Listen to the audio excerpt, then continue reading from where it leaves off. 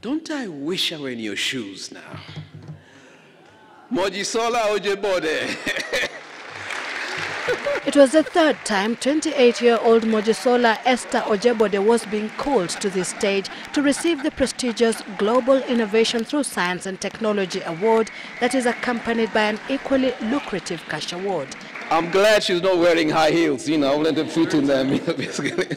In all, Esther takes home nearly 2 million shillings. I feel like I've just been given the opportunity to bring the best out of what I do and to assist rural women and farmers, especially those people who grow cowpeas, so that they can minimize their loss. Esther's full member team is developing an environmentally and health-friendly product they call Bioxin to deal with the cowpea weevil, which causes massive losses during grain storage.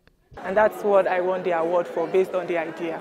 We now move to the stage after the idea stage, basically. And that is the startup, the second place. It's a Taita Nyetich from Kenya. Company Aluminium Greenhouse.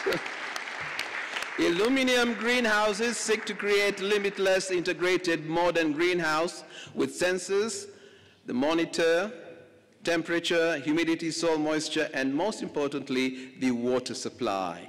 The result of this is that farmers can now be able to focus on other income-generating activities and by a simple SMS get to know what's happening in their farms. The brainchild of 22-year-old fourth-year mechanical engineering student at the University of Nairobi, whose team member is a classmate. It's overwhelming. That was the first thing I felt when my name was called up on stage. But it's also humbling that from 792 applications from all over the world, our startup was considered as the second best startup in the world. And it not only talks about our startup, but it also gives a representation of Kenyan innovation, that it can compete on a global platform. This was clearly very competitive, but you managed to stand out among the rest. How did you do it? What did you say during your pitch? How did you say it? I think the first thing we did is to focus on the problem, create the problem. I think I spent a lot of time, even in my pitch, trying to engage the judges in actually understanding the problem that Kenya has in over-reliance of rain-fed agriculture. And from that problem is now providing a solution, which we provided drip irrigation kits, automated drip irrigation kits. And what makes it different from any other drip irrigation kits is that we just didn't provide an ordinary product or a copy-me product. We provided a product with a value addition of sensors. I think that gave us a better competitive edge. A lot of people have these brilliant ideas, but they just remain stuck in their head. What do you advise them? For those ones, I'm a big example, because I had an idea and I developed the idea because I was working with local farmers, and then I discovered that they were always planting lemongrass around their homes. So I asked the question, why are you people planting this plant? And they said, it scares away reptiles. So I thought in my head, wow, if this scares away reptiles, then it can kill smaller insects. And because it's medicinal, why can't we just try it? And for those people who have the idea, I advise them to just launch it out, do it, and get people to know about it. It could just be the brick. Always embrace failure.